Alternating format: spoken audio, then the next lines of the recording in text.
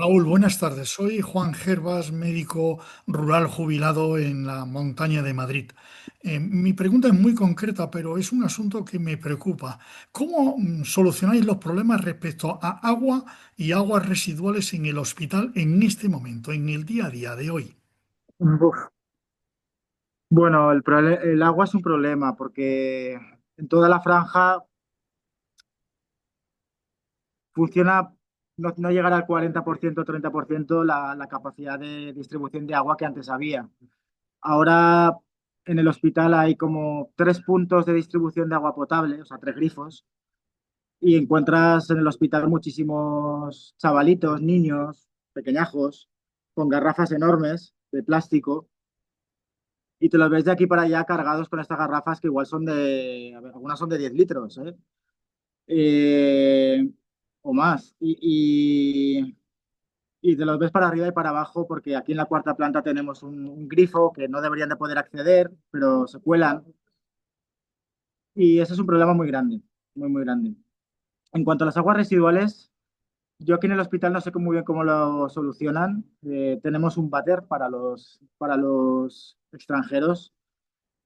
El hospital tiene, bueno, tiene canalizaciones y tal, pero yo, por ejemplo, en Yavalia, cuando estuve en Yavalia,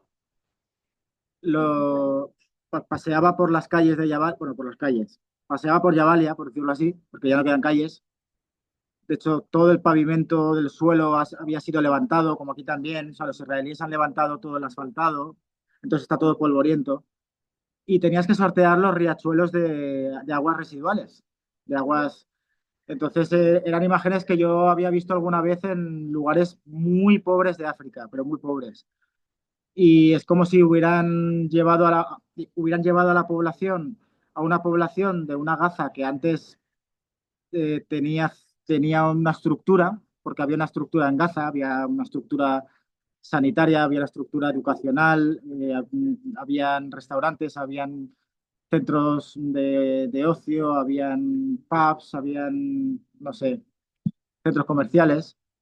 Ahora todo eso no existe en absoluto. Entonces, es como si hubieran llevado, no sé, a mí esto me recuerda a imágenes que he visto en estos lugares de África, muy pobres, en slums de África y sitios así.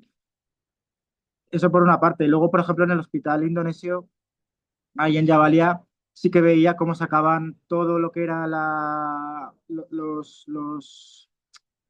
desechos médicos, todo eso que ponemos pues desde las agujas hasta los restos orgánicos, hasta los plásticos desechables, todo eso lo sacaban fuera del hospital a 30 metros y lo quemaban allí fuera, generando unos humos horribles, ¿no? Entonces, pues eso es lo que te puedo contar. Aquí en el hospital no sé muy bien cómo están gestionando los residuos, pero supongo que se los llevan en camiones a zonas y los queman al aire libre. Y en Bueno, cuanto a las aguas residuales, pues bueno, aquí en el hospital estamos más o menos bien, porque es un hospital muy grande, muy bien hecho, pero claro, cabe pensar, yo tengo un compañero de anestesia que vive en estos campos de desplazados en Almaguasi, en esta franja costera, y tiene que caminar aproximadamente 15 minutos para ir a una letrina, pero es tan asquerosa, la letrina tan asquerosa que ni él ni sus hijos quieren hacer sus necesidades allí. Entonces tienen que caminar todavía 20 minutos más para ir a una especie de chiringuito chamizo de venta de café que tienen una letrina un poco más limpia, ¿no? Entonces, pues sí, es como si hubieran llevado a un país, bueno, a una región que tenía su grado de desarrollo. Había una industria en Gaza también, había una industria.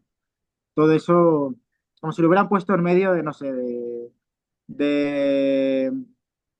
de Lagos o de Nairobi, ¿no? Ahí, plan. gracias, muchas gracias. Nada, gracias a usted a ti por la pregunta. Pablo.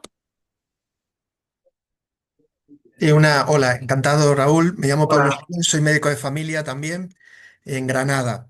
La pregunta es muy sencilla. ¿Has recibido algún tipo de apoyo explícito del Gobierno de España, del Ministerio de Sanidad, Porque me imagino que de la embajada o del consulado algún tipo de apoyo habrás tenido, pero ya más específicamente el Ministerio de Sanidad sobre lo que estáis haciendo, acerca de si necesitas algo, ¿te pueden ayudar de alguna manera? ¿Ha habido algún tipo de comunicación o de intento de comunicación? Gracias. No, el consulado sí que se ha puesto en comunicación porque hace 2 semanas el cuadrante, bueno, los israelíes dividen Gaza en cuadrantes, y el cuadrante donde está el hospital eh, tenía que ser evacuado. El hospital no, pero el cuadrante sí.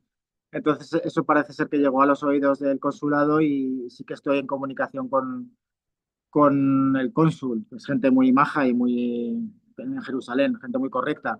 Y ellos sí que me han dicho que si alguna vez necesito salir de aquí corriendo, que me van a ayudar, que no me preocupe y tal, o sea, son muy majos. Pero no, el Ministerio de Sanidad no.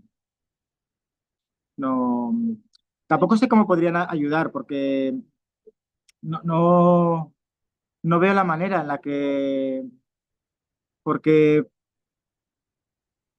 no sé el poder que tiene España, no sé, es que me estoy metiendo en cosas que no sé, pero no sé si España podría hacer más de lo que hace, probablemente podría hacer más, pero igual no puede porque España es rehén comercial de Israel, no lo sé, no lo sé.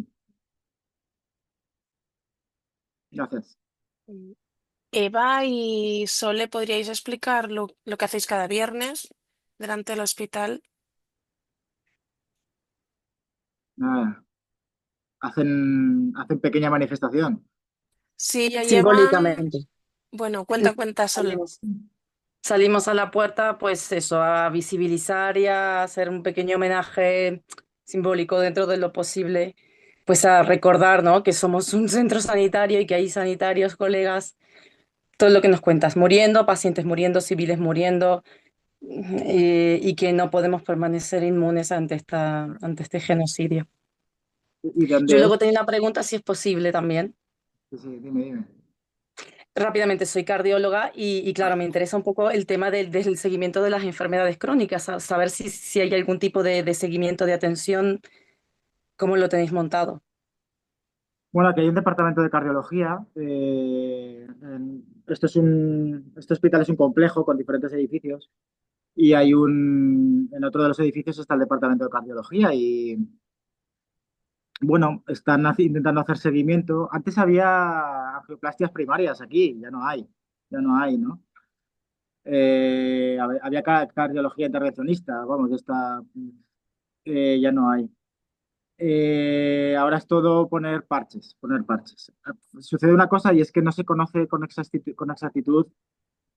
Se hablan de unas cifras oficiales de muertos que están refrendadas por la OMS, que da el Ministerio de Sanidad y que yo también refrendo, porque yo lo veo todos los días y tengo acceso a los libros de quirófano o sea, que son cualquiera que te pueda decir que no, es que jamás hincha las cifras, no las hincha. Yo creo que las baja. Sea, las baja, no considera a los desaparecidos. Pero bueno, pongamos que oficialmente han muerto 65.000 personas, 55.000 muertos por heridas y 10.000 desaparecidos. No sabemos las miles de personas que han muerto por el escaso seguimiento de sus enfermedades. Por la dificultad de acceso, imagínate un paciente con edema agudo de pulmón o que ha tenido una angina de pecho o lo que sea, que no puede acudir al hospital, pues pasa su problema en casa y igual se muere, ¿no? Entonces no sabemos esos números de enfermedades, por no hablar del cáncer, ¿no? O sea, aquí todavía se están poniendo quimioterapias, pero muy pocas y muy mal, ¿no? Entonces, pues nada, es un problema. No hay datos oficiales, creo, porque es una cosa muy difícil de saber, pero supongo que más adelante habrán epidemiólogos que podrán dar cifras aproximadas de población que ha muerto por este motivo. Y nada, agradecerte lo que haces en cuanto a ese pequeño gesto. Si lo vieran mis compañeros, estarían muy contentos. Cabe decir que mis compañeros, si supieran, y yo se lo contaré luego cuando vaya a hablar con ellos, oye, que hay gente en España que está haciendo esto y se van a alegrar un montón. Así es que, por anticipado, gracias por parte de ellos, porque es importantísimo, esas pequeñas señales que parecen mínimas eh, son fundamentales para mantener viva la llama del no olvidar, ¿no? De no olvidar. Así es que Te gracias enviaré por parte de... te enviaré las imágenes por WhatsApp de cada una. Vale. Sí, y si podéis entrar en nuestra página, que os encantará, Raúl, Vale, incluyendo también la parte de arte y cultura, no solamente de vale. brutalidades israelíes. Son las 7. La idea es terminar. No sé, Raúl, tu oportunidad y el resto, Marina, que gobierna un poco. No queremos No, agotar a no pasa nadie. nada. Si tenéis alguna pregunta más, tampoco, que no se queden preguntas en el tintero. Marina,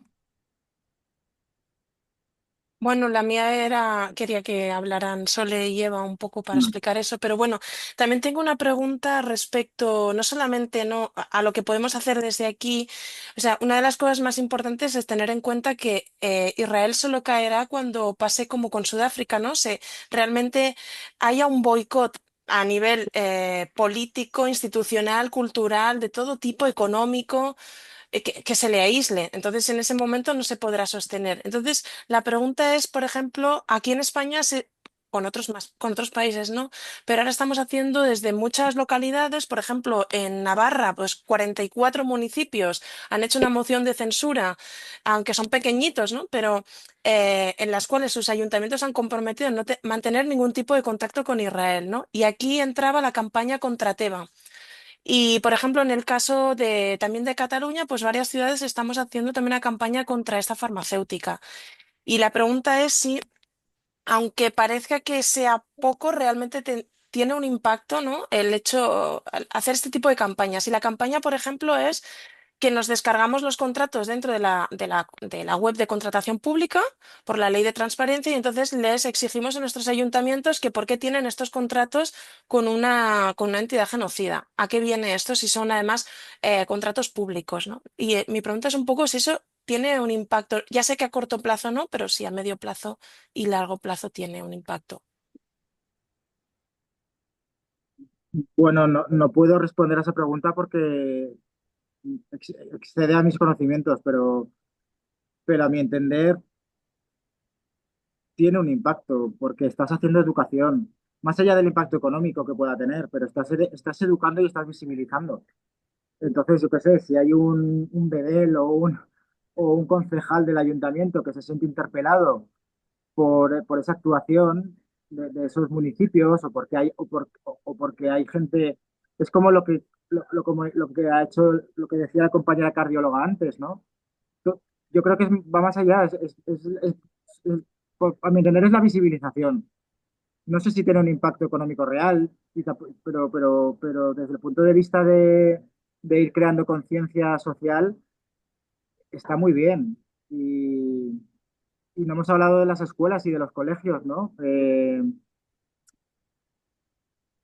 Hay dificultades en algunos colegios para hablar de este tema, porque hay padres que no quieren que se hable, porque hay padres que creen que esto es politizar, ¿no? Pero también hay colegios públicos, por lo menos en Valencia, donde soy yo, que sí que han hecho propuestas para visibilizar lo que está pasando en Gaza, partiendo de los derechos humanos, ¿no? Sin partir de otra cosa, ¿no? No sé. Todo lo que sea visibilizar está muy bien. Paso a Judith y bueno, solo comento que en Cataluña 128 colegios se han adherido a un manifiesto contra el genocidio y se ha firmado. Y Judith,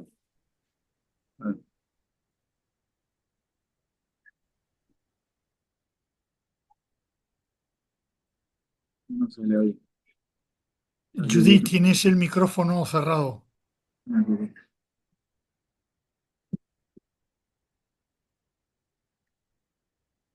Hay que hacerle el gesto del micrófono o escribirle. no se te escolta al micrófono. Activar el audio. Vale, me parece que sí, ahora sí. Sí. Vale, genial. Vale, mira, yo eran dos cosas. Una era que no sé si os ha llegado la información de la marcha por Gaza. La marcha de Rafa. Sí, Sí, sí, sí, hombre. Y lo del barco también nos llegó. Sí, sí. Lo del barco genial. Yo de, creo barco de Arenas. el apoyo de mucha gente y de healthcare workers, entre otros, pues pude participar. Te puedo decir que fueron unas marchas en las que participaron hasta 54 países distintos, mucha gente, todo el mundo como muy volcado y de las que salieron bastantes ideas y que espera ser el punto de inicio de una movilización global continuada, ¿vale? No quiere ser algo anecdótico, sino algo que empiece desde ese momento, ¿no? Sin embargo, mi pregunta era, cuando antes has comentado que gracias a la incidencia del gobierno italiano se pudo evacuar una persona, una doctora, creo que era la doctora que había... vale, la pregunta es, ¿se podría hacer al revés? Es decir, gracias a la incidencia, em, a la actuación de un gobierno, ¿se puede traer personal internacional para que Sí, no seáis dos, no que seáis más? sí, claro que sí. Pero bueno, no hace falta no hace falta la intervención del gobierno. Hace falta ponerse en contacto con las ONGs que trabajan en Gaza, que son, bueno, hay muchas. Está UNICEF, Save the Children, Acción contra el Hambre, Médicas está Medical Aid for Palestinians, MAP, ¿no? O Vale. Rahma, o está, por ejemplo, Médicos Sin Fronteras. Entonces, no hay limitaciones. A ver, no hay limitaciones. Cada semana, cada 2 semanas entran unos 30 cooperantes, 20, 30 cooperantes internacionales, de los cuales igual 5 o 6 son médicos.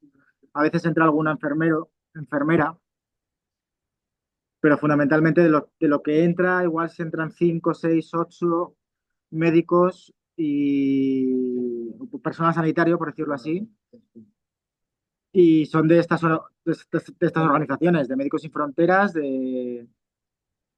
y bueno, pues a ver, lo que pasa es que Israel, una vez se ha hecho la lista de las personas que tienen que entrar en Gaza, al día siguiente tiene capacidad de veto. Y te dice, tú no vas a entrar, tú no vas a entrar, tú no vas a entrar.